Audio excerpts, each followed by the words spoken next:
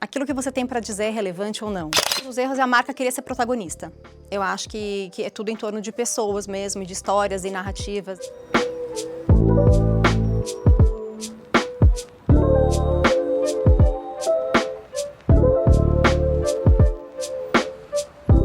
Olá, está começando mais um Arena de Ideias, o podcast da Oficina Consultoria, agora em parceria com a Compasso Colab. Hello! Tudo bem? Eu tô bem, e você, Fê? Tudo bem. Fê é assim, né? A gente se chama aqui, mas a gente tem que dizer que seu nome é Fê Schmid. Isso mesmo. Schmid. Eu sou a Fernanda Schmid, eu sou diretora executiva da oficina. E eu sou o Ale Lupe, sou também aquele diretor criativo e cofundador da Compasso Colab. E para deixar esse episódio mais inclusivo, eu acho que vale a gente fazer a nossa autodescrição. Bora, começa com você, por favor. Eu sou uma mulher branca, de cabelo castanho claro, tô vestida de preto, de tênis, sentada numa poltrona preta. Eu sou um homem preto, não retinto, tenho cabelo preto, a barba já acidentada. Falei de novo acidentada, é acinzentada, mas tá acidentada. Tô vestido também todo de preto, um sapatênis, um sapato também preto, e é isso. E esse é o segundo episódio da nossa série especial sobre os 7 pecados da comunicação e da reputação. O primeiro foi a avareza, e hoje, qual será? O de hoje eu acho que eu cometi no almoço antes de vir pra cá, Lê. Vitor Presoto, Roda a vinheta. rode a vinheta do pecado. Me conta. Gula é o desejo excessivo, desordenado e descontrolado por comida e bebida, indo muito além da necessidade real de nutrir o corpo. Também representa a perda do domínio próprio, do excesso, do apego e da falta de controle, trazendo prejuízo constante e desvio moral. Vê, estamos no segundo pecado. Pois é. E esse, aí você bota um gordinho pra apresentar, tem tudo a ver, mas olha, mas não sou eu que vou responder as perguntas de hoje. Porque na comunicação, gente, a gula, ela aparece quando a quantidade passa a ser confundida aí com, sei lá, com relevância, né? Com acompanhar todas as tendências, publicar o tempo todo, mesmo quando não existe aí uma estratégia por trás disso, e vamos combinar que muitas vezes não existe uma estratégia tipo, vamos postar, precisamos falar, pega aí, né? Como é que faz, né? Pois é, e acho que é isso mesmo, assim, o problema é que muitas vezes esse conteúdo em excesso, ele acaba gerando, né, desperdício, sobrecarga das equipes, cansa o público, dilui a identidade da marca, e hoje acho que é esse o papo, né, a gente quer entender como fazer esse melhor equilíbrio entre postar, mas postar com qualidade, com relevância, dentro de uma identidade, de um posicionamento aí que a sua marca deve ter, com uma frequência adequada, sem excessos, ninguém quer ser guloso demais nessa hora também, né? Exato. Bom, trouxemos mais uma pessoa que fala, que tem um podcast e que entrevista, só que ela tá lá na Exame, ela é head de projetos especiais da Exame, ela é a Gabriela Sandoval. Gabi, muitíssimo bem-vinda aqui ao nosso podcast. É o segundo episódio. E é mais uma pessoa que sabe entrevistar, e a gente vai ter que entrevistar uma pessoa que sabe entrevistar. Outra vez. Obrigada, Lê. Obrigada, Fê, pelo convite. Estou muito feliz de estar aqui com vocês. Só me autodescrevendo, né? Eu sou loira, uso óculos de grau. Estou vestindo uma blusa branca, um blazer azul, de calça jeans e tênis. Gabi, a gente já falou um pouquinho sobre gula aqui, já deu um cheirinho aqui do que vai ser esse episódio. Cheirinho. Um cheirinho, aquele cheirinho de comida, né? Mas, pra você, o que caracteriza a gula na comunicação? É uma ótima pergunta. Eu acho que gula na comunicação, eu acho que é mais do que o excesso de conteúdo. Eu acho que é excesso da intenção de comunicar. E a gente vive hoje uma era em que a disputa tem o conteúdo em escala sendo produzido e a capacidade humana de absorver tudo isso continua a mesma. Né? Então a gente vive no mar de informações, as pessoas produzindo, as marcas produzindo o tempo inteiro e as pessoas com a mesma capacidade ali de atenção. Então eu acho que essa gula na comunicação, ela vem levando a justamente essa questão de disputa, que é o que a gente chama de economia da atenção. A gula é estar em todos os lugares, né? Isso é uma falta de estratégia, ou tem que estar mesmo, ou tem que falar ao mesmo tempo em todos os lugares mesmo. ou não? Como é que você vê essa questão de quanto a gente está sendo guloso em estar lá, né? E quanto tem de estratégia nisso? Eu acho que a gente vê essa ansiedade, né, de querer estar presente em todas as plataformas, em todos os momentos, e se comunicar com todo mundo. E eu acho que depende muito da estratégia mesmo, né, mas assim, sobretudo da relevância. Aquilo que você tem para dizer é relevante ou não, porque eu acho que mais do que de onde você está, é o quão relevante você é naquele lugar, né, e de que forma que você vai se comunicar naquela plataforma.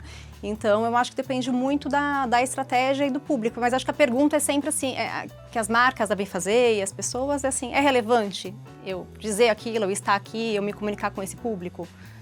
Porque acho que a relevância é a chave para você descobrir se faz sentido ou não, né? Porque nem sempre faz. Na Exame mesmo a gente trabalha com um público mais qualificado, mais executivo. A gente fala também com outros públicos, mas a linguagem do TikTok, por exemplo, principalmente no começo, a gente demorou um pouco para adaptar. Alguns conteúdos performam bem no TikTok, fazem sentido, outros não.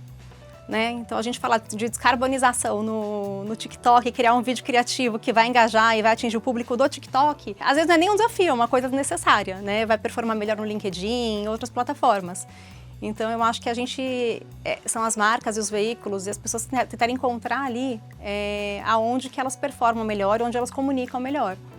Isso é uma coisa engraçada, porque cada vez que surge uma plataforma nova, né, e algumas chegam e ficam, como o TikTok é muito claro que chegou e ficou, mas com certeza você lembra do Clubhouse, né? Que era aquele era tipo um podcast ao vivo, que tá todo mundo lá falando, tal, dentro de uma sala, enfim.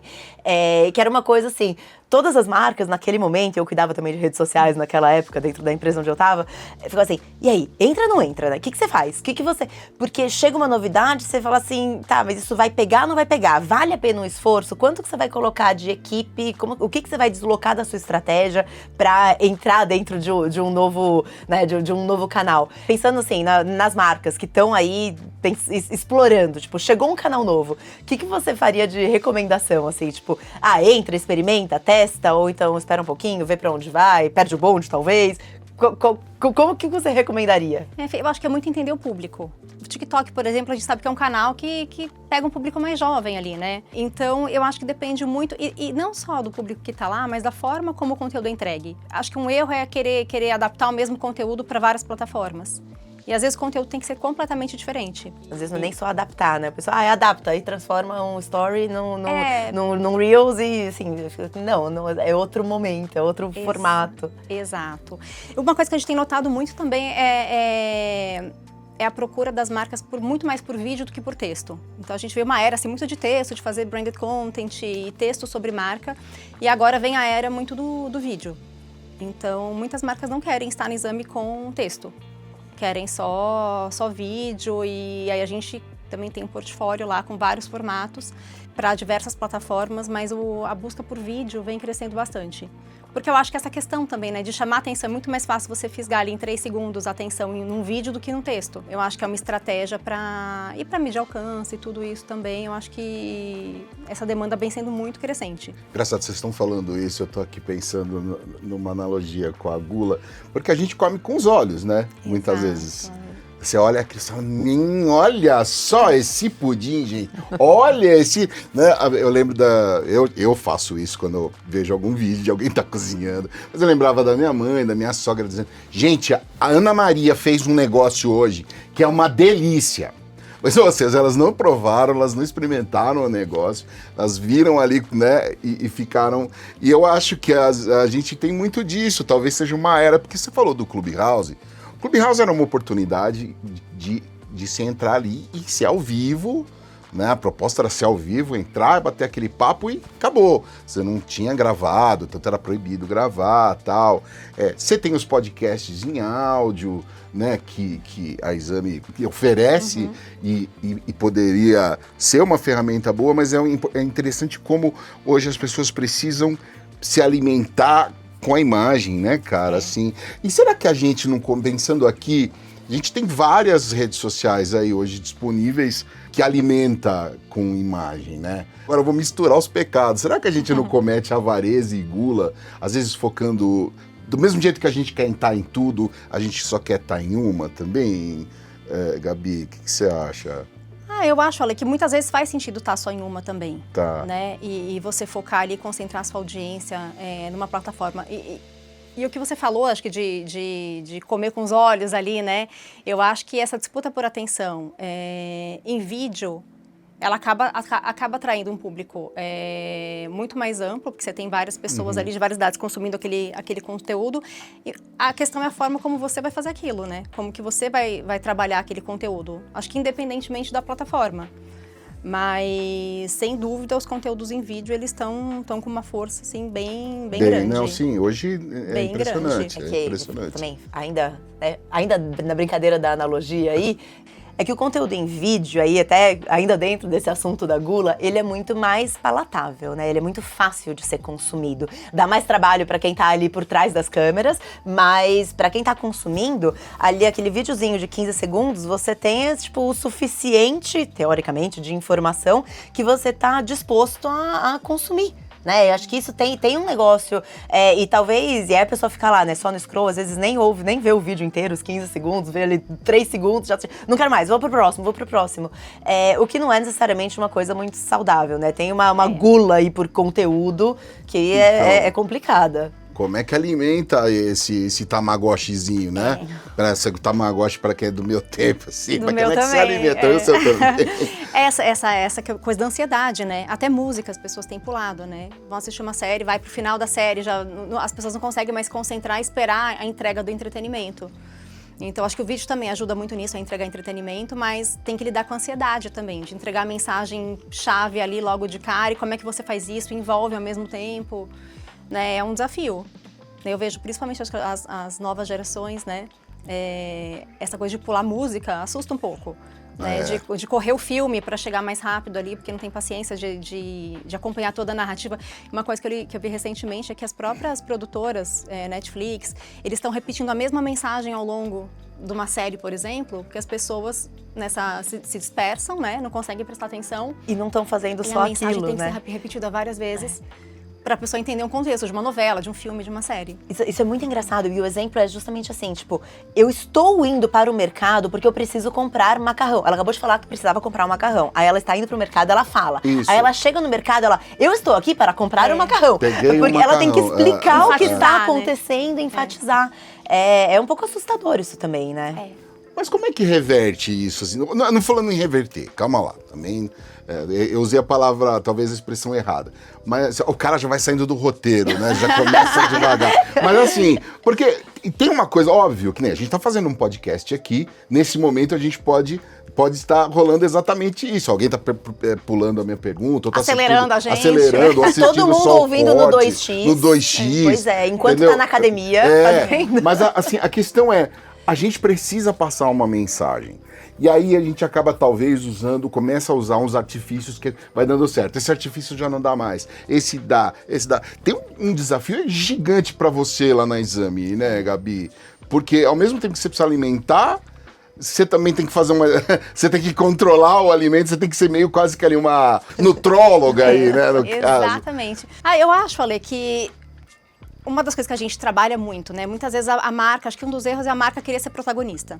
Eu acho que é tudo em torno de pessoas mesmo, e de histórias e narrativas. E eu acho que o primeiro acerto é quando você olha do ponto de vista de quem está consumindo aquilo, né? Geralmente a gente sempre recomenda ir por um caminho de contar histórias de pessoas, as histórias por trás da marca, a marca não como protagonista, né? Como coadjuvante ali.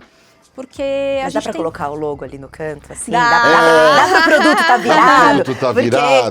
como maqueteira, a primeira coisa que a gente pede é isso, né? Olha, mas você Exato. consegue. Como fazer esse equilíbrio? Exato, porque eu acho que esse é o desafio, né? É equilibrar esse pratinho do que a marca quer comunicar e do que a audiência quer consumir. Então, acho que quando a gente chega nesse equilíbrio, né, a gente tem um resultado positivo, mas a gente conta muito. Eu acho que uma coisa muito legal é contar a história por meio do impacto que a empresa gera. Isso, quando a gente fala de ESG, é muito fácil, né? Então, a gente vai gravar um documentário, por exemplo, como a gente fez recentemente, para falar de uma startup que levou água da chuva para uma comunidade do Recife que não via água, não saía água da torneira. E aí a gente fez um vídeo documentário, assim, super emocionante. E aí, por trás ali da história, estava o Sebrae apoiando aquela empreendedora, mas o Sebrae entrava ali, assim, de uma forma muito sutil. Mas as pessoas não queriam saber o que o Sebrae faz pelos empreendedores, elas queriam saber qual que é o impacto gerado, né? E a história daquela pessoa E foi também, aquela história né? daquela Assim, pessoa que é marcou. isso que emociona. Exatamente. Então, acho que as marcas têm que... E vem confiando cada vez mais, acho que nessa nossa visão de que... Da forma de contar histórias, né? De que não é falar de si.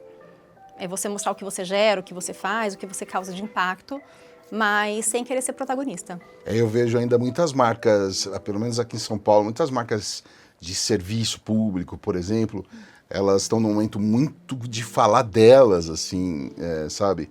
E pouco dos impactos, pouco deixar as pessoas contarem as histórias. Tem uma tentativa disso, né? Mas eu acho que tem um pouco da gula de dizer, este prato é meu, fui eu que fiz, este frango é meu, eu cozinhei. Exato. E vou comer domingo sozinho. Exato, né? já assumi a autoria daquilo, né? Eu carreguei na tinta mesmo pra gula ficar evidente, assim, sabe? Fê. Não, você tava falando e eu tava lembrando, e na verdade acho que a primeira coisa que você falou me lembrou um episódio de um podcast que depois eu preciso achar aí pra gente poder colocar nos créditos direitinho, mas um podcast gringo onde eles entrevistaram o Tristan Harris, que ficou muito famoso por causa do dilema das redes sociais e tal, e agora teve um novo documentário, né, sobre a IA. E ele traz, assim, é meio assustador, sabe, ouvir aquele episódio e pensar que, assim, tudo isso tá acontecendo. Mas, sem chegar tão lá, mas ele falou uma coisa muito interessante, que, assim, só a velocidade que a IA consegue trabalhar versus aquilo que a nossa capacidade cognitiva consegue fazer, Sim. por si só um negócio que, tipo, que é arrebatador, assim, porque é como se você me faz uma pergunta, aí eu tenho 2 semanas pra, né, a minha capacidade de processamento, eu tenho 2 semanas para pensar na resposta. O meu tempo aqui de resposta, que é de, tipo, segundos, é o tempo que a IA tem 2 semanas de pensamento pra dar essa mesma resposta. Você fala assim, cara, é óbvio que vai sair mais bem elaborado, etc, tal, enfim, mas que é uma coisa meio assustadora, porque a gente, como interlocutor, não tá preparado pra toda essa capacidade cognitiva ali da máquina. Não sei se é muito justo falar de... Bom, a gente chama de inteligência, então dá pra falar de capacidade cognitiva. Sim. Mas é uma coisa meio assustadora. E aí, quando a gente volta e fala assim, tá bom, é com isso que a gente tá até competindo, né? Quando a gente fala de publicidade, ou de jornalismo, ou de negócio. É uma coisa que, assim, é muito mais rápida do que o próprio consumidor ali é capaz.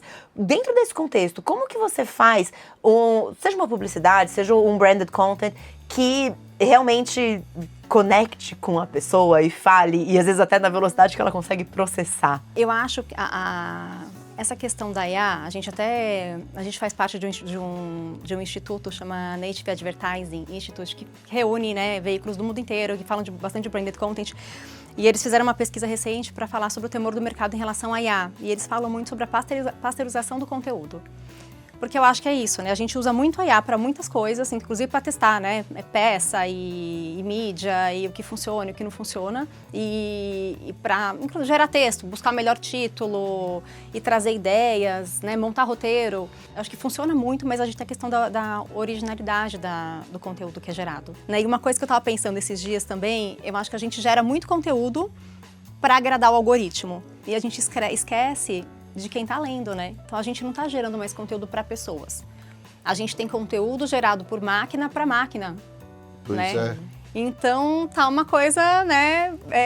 Máquina, e cadê o humano ali, né? Que deveria ser a pessoa impactada e da melhor forma. Então, isso pira muito o meu cabeção, sabia, Gabi? Porque aqui tá, né? A Compasso é uma empresa de comunicação, a gente produz conteúdo, né? Só que é aquela coisa, hoje a gente tá falando de um pecado da gula. E a gente precisa controlar ali a boquinha. Eu tô nesse processo, por isso que eu tô brincando bastante com isso. Só que é assim, você precisa se alimentar, né? Então, no nosso caso aqui, a gente precisa alimentar o tar desse algoritmo aí. Que é o menino guloso para comer. Aí, ao mesmo tempo que a gente alimenta ele, a gente tem que dizer que, gente, a coisa tem que ser humana. O que aconteceu, já aconteceu aqui na casa, de ter texto, que o cliente está dizendo, olha, esse texto da IA precisa dar uma... Aí a pessoa fala, não, mas não é IA, fui eu que fiz o texto. Sendo que hoje você tem ferramentas que detectam se aquilo foi feito por IA, né? Você tem IA para detectar IA. Eu odeio, porque eu adoro usar travessão, por exemplo. Então, e agora não pode mais usar travessão. Porque a IA se apoderou, né, do travessão, de coisa que a gente usava. Pois é, cara. E aí tem uma outra doideira também, que a gente manda voz aqui. A gente manda voz de locutor pro cliente aprovar. Então, por exemplo, nós vamos fazer um conteúdo com vocês lá na Exame, e aí você pede, Ale, eu preciso de alguém para fazer a abertura, para fazer toda a vinheta, tal, uma voz feminina, eu te mando. Acontece, cara, do pessoal falar assim, então, dá pra ajustar a voz da IA? Ficou muito assim hoje. Então, parece que tudo que a gente tá oferecendo hoje é IA. Eu acho que a gente chegou num ponto desse de todo mundo achar que tudo é IA. E ontem, para encerrar, porque o entrevistado aqui é você. Mas a gente eu tô sendo falando. Ô, louco, bicho! Às 15h33 aqui. Ó, mas assim, eu vi ontem um vídeo, um corte, de uma senhora comendo um sanduíche lá. Acho que a filha dela abriu o ChatGPT e ela começou a conversar com o ChatGPT ali em voz. E dizendo que... Oi, Gabi, tudo bem? Como é que você tá? Ah, lá, eu tô bem. Um pouco de dor nas costas também. Aí, esse frio deixa a gente com dor. O ChatGPT, esse frio deixa a gente mesmo com mais umas dorzinhas, é chato, né? E tal. E foi Super conversando. empático. Cara, uma comadre, no bom sentido ali, né? Conversando com a outra, assim, cara, falando sobre dor e tal. Olha, mas vai no médico, dá uma passadinha, nem que não tenha nada, vai lá e tal. Então tá, tchau.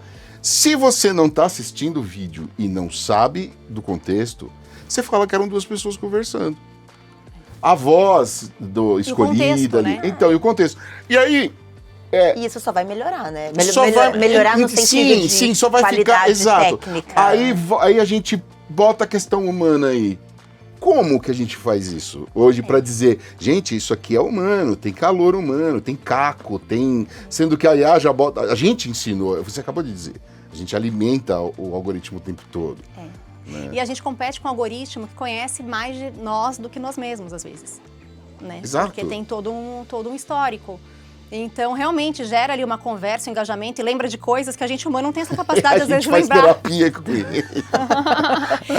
E a terapia online, você falou da terapia, é curioso, porque a IA ela é treinada para te agradar. Exato. Então, quando você faz terapia online, você está pagando ali, né? Pagando, né? De fazer uma terapia de graça com a IA, mas ela tá ali para te agradar, não tá para fazer a função dela de terapeuta. Né? Então tem essa questão também. E a gente tá competindo ali com uma inteligência que não é humana, mas é superior, né? Em termos. Mas eu acho que nada vai substituir a capacidade humana de contar histórias, de envolver, né? De fazer ser lembrado. Porque eu acho que a gente realmente cai numa pasteurização, né? A gente olha... Hoje é difícil, às vezes, diferenciar. A gente vê o canguru com passaporte no avião e a gente, por algum momento, fala assim, oi... dá uma bugada. Daí tem várias questões de falar IA, não é IA. Mas eu acho que a gente olhando para as histórias e para as marcas que são lembradas e que deixam alguma mensagem, geralmente são conteúdos mais humanizados em torno de pessoas e feitos por e para pessoas. Né? E aí, é até curioso, porque quando vocês trouxeram esse tema, eu lembrei muito daquele filme O Poço, vocês chegaram a... Não assisti. Que o problema não eu não é o vi excesso o dois, de comida. Né? O problema ali não é a escassez de comida, né? Pelo contrário, é o excesso. E aí não sei se chegou a ver, mas é uma plataforma. O filme é muito doido, porque forte. É uma plataforma com muita comida e ela vai descendo. E quem tá em cima tem muita gula e vai comendo, e quando chega embaixo as pessoas morrem porque não tem mais comida. E é um pouco o nosso universo de comunicação, até da disputa pelas primeiras plataformas ali, né? Dos creators, das marcas, né? Que disputam a atenção das pessoas o tempo inteiro. Então, o problema é encontrar relevância nesse universo, nesse mar de conteúdo, porque a gente tem um excesso. Exato. Né? O problema não é a escassez, é o excesso. E desse excesso, como é que você consegue, de fato, atingir o público que você quer e ser relevante. Exato. Que baita analogia, porque com esse filme? Porque é exatamente isso hoje. E a gente tá lá na cozinha, né? A gente aqui como produtores, né, de conteúdo, né, como no caso da oficina ali, vendo questão de reputação, vendo questão de comunicação e tal, a gente está alimentando, né? E como é que a gente está alimentando? A gente está alimentando bem, com qualidade, certa, tá saudável, né? Exatamente, né? Porque assim, por mais que a gente queira fazer, e talvez, acho que isso é mais, tem que vir mais aqui da oficina, que é a coisa do detox, né? Sabe? Como é que eu faço uma dieta aí? Mas você precisa explicar para muita gente faminta aí, né? E tá muito mais difícil, né? Hoje eu fico pensando, tava pensando esses dias, né? Eu tenho uma filha de 14. Eu, com 14, já queria ser jornalista. Eu lembro que eu lia jornal, né? Me informava, lia as notícias, ficava preocupada com o vestibular, o que pode cair, da inflação, do salário mínimo, né? Você fazia fanzine? Sim. E assim, a gente consumia, e tinha produtos específicos, né? Capricho, por exemplo, né? Sim. Que vinha lá toda, não sei se era mensal, mas a gente consumia poucos produtos ali, que não tinha essa competição, né? E hoje tá muito mais difícil. Né? Hoje, como é que esses jovens estão se informando e como que você atinge, como que você também, acho que um outro desafio das marcas é como rejuvenescer, né? Porque como que elas vão se comunicar com esse público? Acho que a Exame tem esse desafio, né? Agora também a Exame comprou uma faculdade, então tem graduação, a gente está com um público mais jovem agora dentro do ecossistema, mas eu acho que é um outro desafio, assim, como é que você chega nesse público que só consome vídeos de 2, 3 segundos de uma forma superficial, né? E geralmente conteúdos rasos e que não sabem o que está acontecendo no mundo. Cara, né? o meu sobrinho, Gabriel, ele tá consumindo Porta dos Fundos, então ele vê a sketch inteira. Aí ele começou a pegar uns vídeos antigos, e eu fico olhando, comecei a ver como aquilo era grande, a gente achava que era um conteúdo curto. Eu fico olhando assim e falo, cara, ele tá muito, muito, muito fora da curva, porque, num geral, as pessoas não tendo paciência mesmo. E me preocupa um pouco a profundidade, né, Gabi? Porque, que nem um veículo como a Exame, cara, tudo que precisa ali é reputação e credibilidade e profundidade, né? O cliente está procurando a Exame para fazer o conteúdo dele. É justamente isso, Ale. Acho que é muito reputação. Porque às vezes ele consegue ter um alcance muito maior ali com o influencer, né? Convida o influencer para um evento. A gente vê muito isso em press trip às vezes. A gente vai um grupo de jornalistas e um grupo de influenciadores.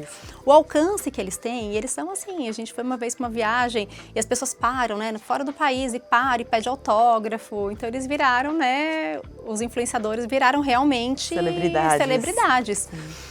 E aí, o alcance, a entrega ali para o cliente é muito maior, né? De visualizações, de compartilhamentos, mas acho que tem essa questão da reputação que é muito forte, da imparcialidade também do veículo de comunicação, que ainda é muito levado em conta e complementa essa estratégia.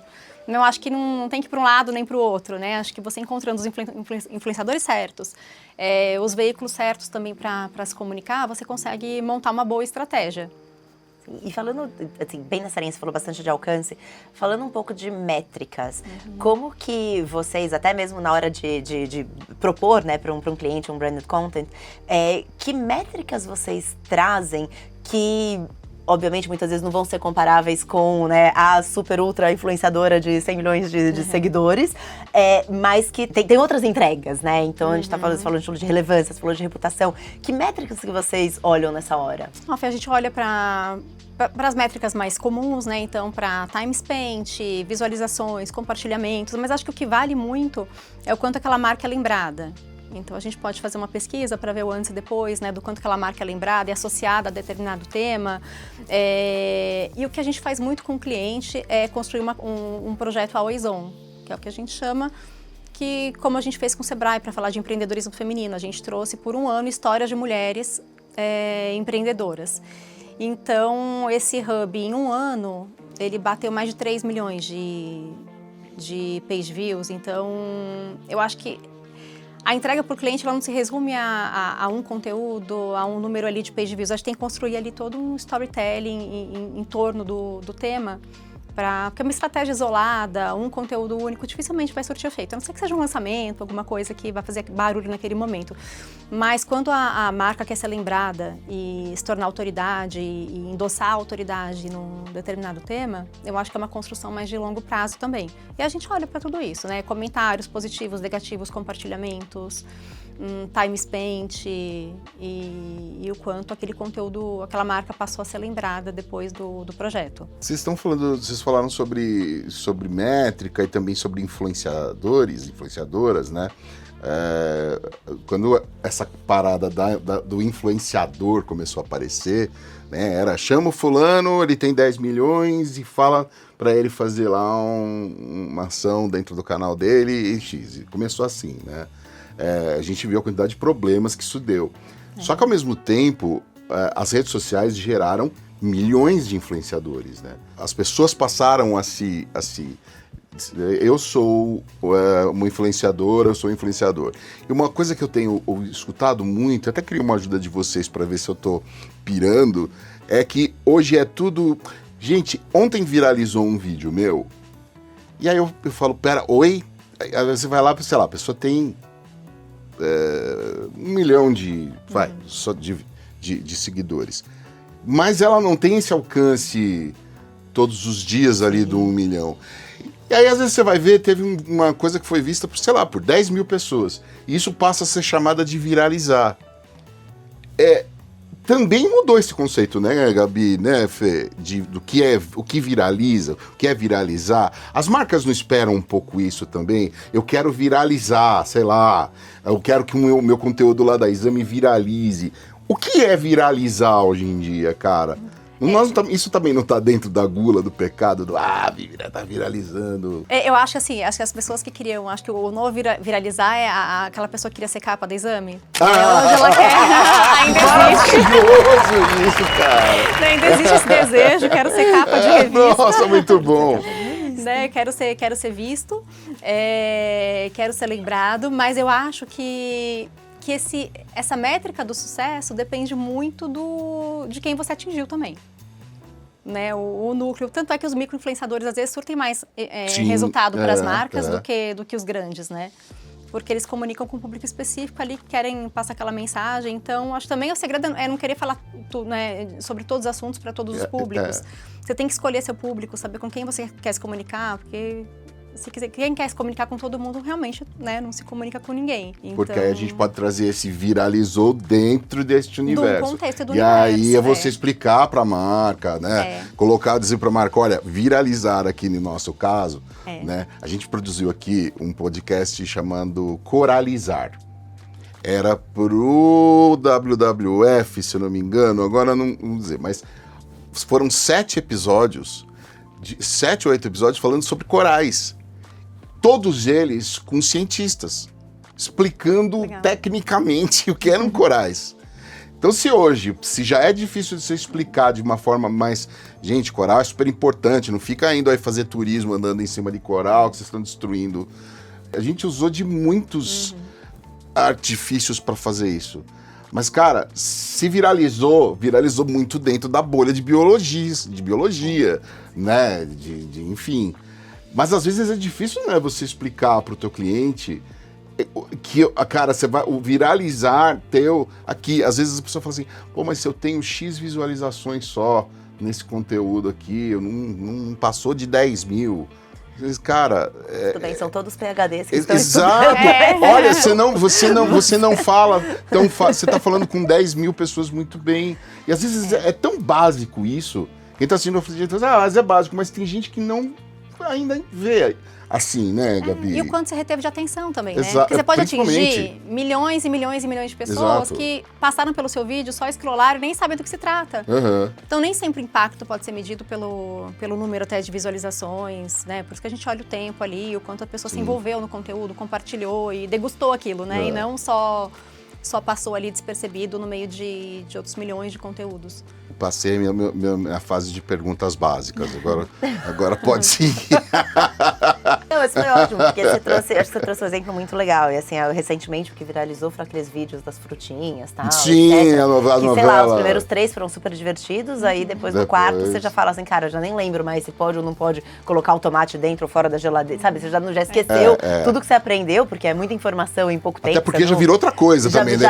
Aí já começou uns quebra-pau, aí já começou enfim, mas isso é uma coisa interessante, assim, porque ao mesmo tempo esse excesso de conteúdo e o fato de viralizar e de todo mundo fazer, assim, cara, as trends passam cada vez mais rápido, né? Tipo, imagina que o cliente tá chegando lá pra brifar você pra uma coisa, tipo, até fechar, até aprovar dentro, já passou aquele momento, Passa né? o hype, né? Passou o hype. Isso, é tudo muito rápido, né? Então, eu acho que tem isso também, de aproveitar o momento, né? Da marca comunicar.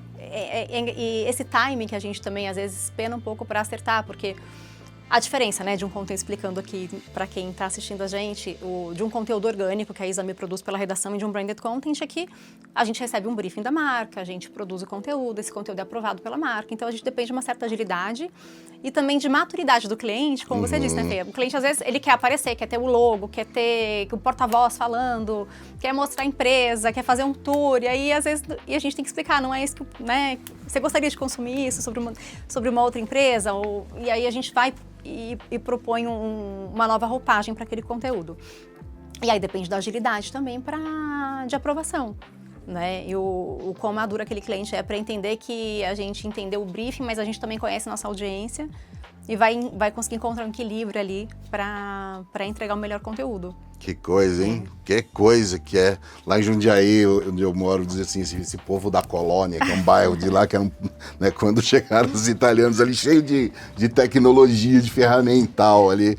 Olha, você sabe, essa coisa da gula, essa coisa de explicar, às vezes talvez a gente esteja sendo guloso mesmo, até mesmo em dizer para o cliente, talvez de tirar todo um pouco de informação para o próprio cliente, se dizer assim, não, o cliente entende, né? Ou você, muito pelo contrário, você joga tanta informação na cabeça da marca, do cliente, que às vezes ela não consegue comer tudo aquilo, se alimentar de toda aquela quantidade de informação, né? E isso é interessante você falar, olha, porque às vezes acho que o cliente ele quer comunicar tudo. E ele quer falar a história da empresa, ele quer colocar 50 porta-vozes e não dá para comunicar tudo no conteúdo, né? Eu acho que a gente tem que, nessa economia da atenção, a gente tem que chamar atenção para alguma coisa. E aí acho que é o nosso desafio de saber contar essa história e entender o que é relevante, o que é, junto com a marca, claro, né? Porque ela também conhece melhor do que ninguém o negócio dela. Mas a gente conseguir entender o que é relevante para os dois lados, o que a marca quer comunicar, o que o nosso público vai achar interessante consumir naquele momento e de que forma. Tem um exemplo que eu adoro, ele é muito antigo, do New York Times. Eles foram dos primeiros, né, veículos a trabalhar branded content. E fazer podcast também, fazer podcast. Eles são muito inovadores em vários sentidos, né? E aí, na época que lançou aquela série Orange is the New Black, que fala, né, da vida a Netflix lançou. E a Netflix patrocinou um conteúdo no New York Times. E ao invés de falar da série, eles foram para os presídios, isso assim, tô falando de coisa de 15 anos ou mais. Eles foram para os presídios mostrar a realidade das presidiárias, né? Das mulheres que estavam ali encarceradas e contar ali, né? Por que elas estavam ali, como que era a vida na cadeia. Eles fizeram um documentário e aí trouxeram, né? Conteúdo, infográfico. Então, essa forma de contar já naquela época, tudo isso era um spoiler, né, do que seria a série da Netflix. Então, em nenhum momento eles falaram da série. A Netflix apresentava ali, Netflix apresenta esse documentário aqui sobre, né, os presídios femininos. Então, eu acho que o branded content antes de qualquer coisa, entregar entretenimento mesmo, entregar conteúdo relevante. E é interessante que quando você fala de um veículo, um jornal, uma revista, até o exemplo do Exame, porque assim, a gente vê muito branded content há bastante tempo e isso tem melhorado em novela, em momentos de entretenimento, em que você tem, óbvio, tem, né, o ridículo, né, da marca, né, tipo, estão bebendo esse refrigerante da marca e tal, mas tem aquele que é muito bem construído. Eu lembro de um caso que pra mim foi, acho que um dos primeiros, assim, mais marcantes, mas dentro de uma novela da Globo, em que uma das personagens da novela novela era uma consultora, né, que vendia produtos de beleza de uma marca. Pode falar a marca, né? Pode. Então, Natura. Ela vendia Alô, Natura, Tamo com uma tabela boazinha, vem falar com a gente. Tá legal, nosso preço, o alcance tá legal. Mas era uma coisa assim excelente, porque assim, dentro de um mundo do entretenimento, você colocar a marca ali, seja de uma forma mais sutil, como era esse caso da consultora, seja de uma forma às vezes um pouco mais explícita, né, aquelas coisas meio sitcom dos anos 70, tipo, estou tomando tal refrigerante. Ele acontece de uma forma, obviamente, muito natural, mas talvez um pouco mais aceitável. Quando a gente vai para o jornalismo, o branded, ele não pode estar misturado com o conteúdo orgânico, mas ele tem que ter uma cara também de conteúdo orgânico, ele tem que ter uma cara de jornalismo, né, para mostrar que é sério. Eu imagino que esse deve ser um desafio também interessante aí para vocês. E desculpa sair um pouquinho da Gula, mas é porque é uma curiosidade de quem tá do outro lado da mesa, tanto como cliente quanto como a agência agora, mas é um desafio muito legal para vocês, né? Sim, não faz total sentido. É justamente isso. Acho que esse é o desafio, né? E tudo o exemplo que você deu de Natura, acho que é contexto, né? A gente até hoje vê umas intervenções ali em novela, né? Alguém parece bebendo alguma coisa, assim, é meio forçado. E aí quando você vê um exemplo assim, né, da consultora, que é a personagem, e a gente também vê muitas vezes a personagem da novela criando perfil em rede social e se tornando uma persona, né? Sim. Então, aquela personagem, ela vira um produto. Né, o que... E nesse caso virou. Vira o produto. Nesse caso virou. Virou, porque é o seguinte, teve a Rádio Globo, fez um projeto muito bacana com a Natura. A Natura chamou de vários lugares do Brasil representantes da Natura, esqueci agora, vocês acabaram de falar, não é bem as consultoras da Natura, consultoras e consultores, e reuniu e gravou na rádio conteúdos com a atriz legal. Que fazia na novela. Então, qual foi o lance? As pessoas passarem a contar suas histórias para aquela personagem. Foi muito legal. Ele saiu da tela e foi para um outro negócio que foi muito bacana. E isso aí é um crédito da Rádio Globo ter feito. Né? Mas assim, acho que sim, mas a gente está falando. Mas sim. Foi exatamente naquela época da novela. Foi exatamente grudado. Você me fez lembrar de um outro. Você falou de Netflix, mas o fato é que a Netflix usou o Fábio Júnior todo de branco, cantando aquela carne, unha, alma gêmea. E enquanto ele ia cantando, iam jogando baldes vermelhos de tinta nele, como se fosse sangue. Porque a série acho que com a Drew Barrymore, se eu não me engano. Ela se torna canibal. E aí ela começa a comer meio a vizinhança. Mas é uma comédia ali. Cara, é sensacional, mas é aí que tá. Sai do comum. E acho que o grande desafio, voltando aqui para o nosso tema, para a Gula, o grande desafio hoje é você sair da trend do passado e do futuro. Gente, eu não aguento, desculpa, mas eu não aguento essa trend do cara que vem do passado, conversa com ele, vai pro futuro, eu não... Mas acho que isso que vocês falaram de sair do comum, é isso. E eu acho que o desafio a gente trabalha com centenas de conteúdos ali ao longo do ano. Então, o que você comentou foi como é que faz para diferenciar. Eu acho que a nossa tentativa sempre é de não diferenciar do ponto de vista do conteúdo. A gente faz as devidas sinalizações. Sim. Então, é sempre um conteúdo apresentado pela marca, ele é pautado e é aprovado pela marca também. Então, a gente deixa isso muito explícito pro leitor, né, para quem tá consumindo conteúdo. Mas, do ponto de vista de produção, a ideia é que não seja um branded content. Editorial mesmo. Que seja editorial, que seja um conteúdo que vai ser consumido pela mesma audiência. A nossa ideia, e acho que a intenção é que não tenha essa intervenção, sabe? Que não tenha... Que seja uma coisa muito fluida para quem tá acompanhando a Exame. Não importa o tipo de conteúdo, se é um branded, se é um orgânico, que a pessoa tem interesse em consumir aquilo. Mas isso, de novo, depende muito também da maturidade do cliente, do quanto que ele vai confiar na gente ali na hora de entregar o conteúdo, porque, por se tratar de um conteúdo de marca, a marca tem o direito de pedir ajuste, de falar, não gostei desse título, quero mudar. E aí, às vezes, isso impacta no resultado. Então, é nosso papel falar, olha, nossa recomendação... É um trabalho árduo, eu sei bem do lado de vocês, é um trabalho bem árduo, porque... e outra, além disso tudo, desses ajustes, né, Gabi? O leitor, ou o ouvinte, ou quem está assistindo... tem que saber também que aquilo se trata de né, de que é uma conversa ali. Nós estamos falando de uma marca. A Exato. conversa é ótima, a marca às vezes está ali só de apoio, mas a gente está falando, no fundo, no fim do dia, a gente está falando de uma marca, né? Vocês andaram fazendo uns eventos bacanas lá na Exame, inclusive eventos sobre IA, né? Sim. Gabi, conta um pouco sobre isso, um pouco de como isso está rolando lá na Exame, porque até também não deixa de ser um prato cheíssimo para vocês, até na hora de poder construir conteúdos, né, para as marcas, enfim. Sim, a gente tem eventos de IA, tem MBA de IA também, porque agora, né, a Exame agora comprou a Sampo, que é uma escola de negócios muito tradicional. Então a gente também dá curso de IA para executivos. E aí, aplicando na nossa realidade, né, a IA, eu acho que é muito, como eu comentei, a gente usa eu acho que hoje para lapidar algumas coisas e para, claro, ganhar escala, produtividade, para medir performance. E obviamente que isso faz com que a gente ganhe muito tempo, né, na hora de montar um roteiro, de revisar alguma coisa.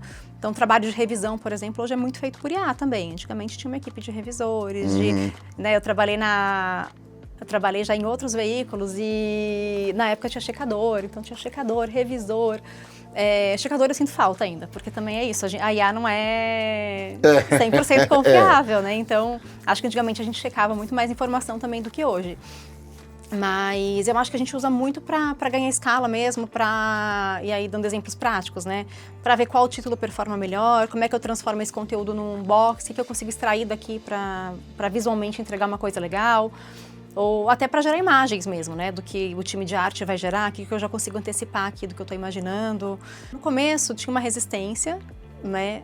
Principalmente por parte dos jornalistas, porque tem aquele receio, né? Tudo que é desconhecido, a IA vai substituir as pessoas e vão rolar demissões. Mas eu acho que todo mundo se rendeu quando viu as facilidades e como extrair o melhor que a IA pode oferecer, né? Mas, ao mesmo tempo, eu acho que é uma preocupação, uma inquietude, as pessoas também, e aí eu me incluo, elas se tornaram um pouco mais preguiçosas na hora de pensar. Então, antigamente a gente ficava pensando, às vezes, reescrevia um abre de um conteúdo 5 vezes, né? Apagava, e aí ficava 1 hora ali pensando num título. E aí esses dias eu vi um título muito bom, era sobre Tupperware. A Tupperware tá voltando. Legal. E aí o título não era da Exame, né? Não lembro qual era o veículo, mas o Tupperware saiu do freezer. Ah, que legal! E eu falei assim, nunca geraria esse tipo de... Nunca teria essa sacada. Cara, mas é muito engraçado isso que você traz, porque assim, óbvio, né, quando apareceram ali, acho que principalmente o ChatGPT, mas ali final de 22, início de 23, que começou a pegar... obviamente, as IAs eram muito menos inteligentes, né? Do que são hoje. Você pega os modelos hoje, você faz a mesma pergunta para o modelo de hoje, para o modelo de 6 meses atrás, o output é completamente diferente, né? O modelo de hoje está muito melhor. Ao mesmo tempo, às vezes a vontade que eu tenho é falar assim, cara, por que não param de alimentar a IA com tudo que foi construído pós-22, sabe? Porque aí, se você só alimentar a IA com o que tem de antes, pelo menos não tem a parte ruim que entrou depois. Porque quanto mais a IA entender que o algoritmo gosta do conteúdo que não é sobre isso, é sobre isso, ela vai cada vez mais tá viciada e vai estar... Se você alimentar a IA com 90% ou quase 100% do meu feed de hoje, do LinkedIn, se ela só produzir texto assim, socorro, entendeu? E eu acho que isso é uma coisa que assusta também, né? E o quanto a gente está alimentando também com informações fidedignas, né? Sim. Porque uma coisa que eu penso, a partir do momento que a gente ensina errado, né? E a tendência né, o conteúdo que é gerado ali, tem muita coisa que tá certa e muita coisa que não, que são coisas fictícias, que não existem, ou que informações erradas. A gente também tá gerando uma inteligência artificial mais burra, né? Sim. É isso. Então, eu acho que é isso. O elemento humano, ele vai se fazer presente, importante em todos os momentos. Eu acho que não tem esse capital intelectual, né? Vai continuar sendo muito necessário. E eu acho que a gente está numa era de comunicação um pouco chata, no sentido de pasteurização mesmo. Tudo mais do mesmo, tudo muito igual, tudo sem criatividade. Por isso que, assim, eu citei esse exemplo, que até de um concorrente, de um título besta, né? Assim, um título, só um título.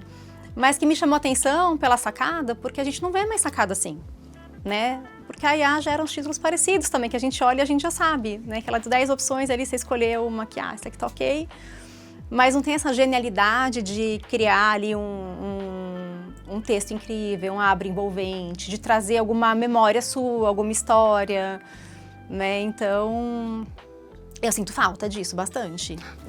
Mas cada vez menos as pessoas têm repertório também, né? Porque ninguém tá lendo, ninguém tá... Assim, o conteúdo que você consome não é nem mais a série da Netflix. Eu adoro série também, apesar de eu ser muito mais dos livros do que do conteúdo audiovisual. Eu gosto muito de série. Só que as séries também estão naquele esquema, né? De estou explicando porque estou indo no supermercado comprar um macarrão de novo. Que até nisso você fala assim, opa, peraí. Aí de vez em quando você pega alguma coisa, eu acho que eu li recentemente aquele livro Sweet Tokyo, da Giovanna Badalosso, tipo, thriller.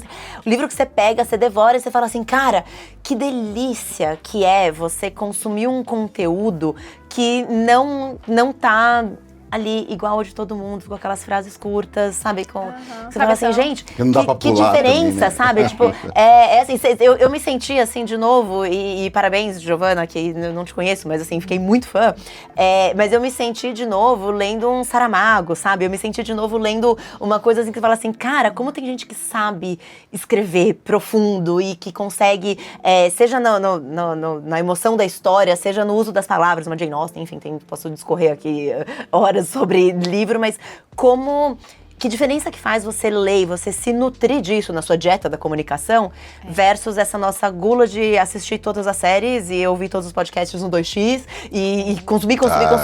E você fala assim, cara, tá bom, mas aí você foi lá nos grandes... Em marketing, então, a gente vai muito nesses eventos, né? SW, etc. Tal, ver os mesmos palestrantes falando as mesmas coisas, né? Tipo, 10 vezes ao longo do ano. O cara fala uma vez no SX, depois repete 30 vezes ao longo de todos os festivais. Quando tem alguém que fala diferente, ou que consegue, você fala assim, nossa, dá até, você fala assim, uau, como eu sinto falta disso, né? É muito louco. Eu fico pensando aqui, quando da gente não desistir disso, assim, sabe? Porque começa a dar um cansaço, eu tenho um pouco um temor do cansaço, o nosso cansaço mental não conseguir vencer essa gula, né, de dizer assim, calma, não tenho mais, acabou o arroz no armário. Pera, eu preciso ir no mercado, vou te explicar 10 vezes que eu preciso ir no mercado. Eu fico temeroso e eu espero muito que produtores, sabe, que os jornalistas... É um momento terrível para o jornalismo, esse momento que a gente está vivendo no mundo, né? É muito uma questão hoje muito de soft power, né? Quando a gente assiste algumas séries, eu adoro ver série norueguesa, islandesa, tem umas de crimes que são ótimas. Mas que tem outro ritmo, outra linguagem, outra comunicação visual. Até branded content, é muito engraçado. Até branded, de carro principalmente. É diferente também? Volvo. Nossa, a Volvo gasta uma grana com... Eu sou jurada de um prêmio internacional de branded content também, e geralmente vem pra mim os casos assim, Finlândia, Noruega. Isso. É muito diferente. Fala um pouco disso pra gente, muito diferente. Gabi. Quando a gente olha as paisagens bucólicas, a comunicação é outra. Assim, acho que os problemas são outros também, né? Obviamente, desses países. Então, tá um Mozart tocando, com uma paisagem bucólica, uma família fazendo piquenique no porta-malas do carro, sabe? E aí, eu acho que o nosso mercado é muito parecido do americano. Então, quando a gente olha os cases, assim, a gente se identifica mais em termos de público, mas quando a gente vai para a Europa, assim, para os países nórdicos, é muito diferente a comunicação, porque eles vivem outra vida, né? Então, as marcas se comunicam algo que aquelas pessoas vão se identificar e que não trazem essa comunicação para a gente tão assertiva, porque na gente não gera esse impacto que é gerado lá. Então, a comunicação... E aí, acho que é o desafio das marcas também, das multinacionais, porque cada país realmente é um tipo de comunicação completamente diferente. É outra forma de fazer branded content, de produzir anúncio.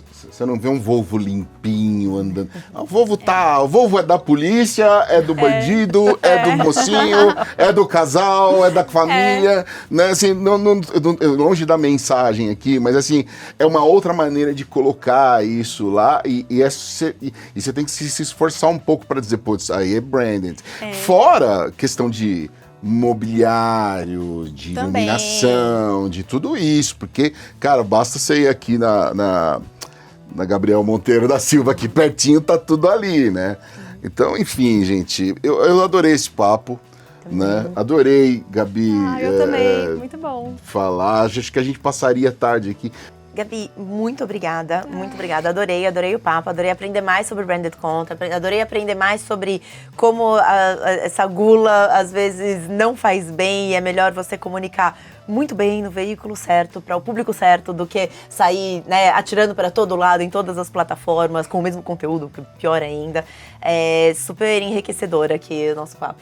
É isso aí, pode levar a gente a almoçar também, qualquer dia, o cara já acabando de falar da Falando de gula, o cara gula. já estraga tudo, né? Se você quiser levar a gente uma churrascaria, almoçar. Não, Gabi, obrigado pela tua paciência, pelo teu tempo e parabéns pelo trabalho que você tem feito lá na Exame, com a tua equipe, que é uma equipe nota 1000. E obrigado por estar aqui conversando com a gente e ensinar a gente aí a lidar com mais esse pecado. Obrigado, Eu viu? também aprendi muito com vocês, foi uma delícia. Obrigada. É isso aí. De novo, a gente nos chamou pra dar o like. Eu falei, eu tenho sei que você vergonha não dessa curte. parte, eu não gosto. Tipo, oi, curta aqui, deixa o like. Mas assim, pra quem tá aqui ainda, tá? Sinal que a retenção foi boa. Então, ó, você que chegou até aqui, deixa aí, dá o seu like, se inscreva no canal. Colabora com o algoritmo, Colabora vai. com o algoritmo pra ele entregar melhor, é isso aí. Acho que a gente pode ir embora agora, porque você viu que já subiu o letreiro. Já acabou tudo. Né? Tela preta aqui, a gente Vamos aqui aí. falando. Você almoçou hoje num lugar legal pra caramba e não me chamou. Gulosa.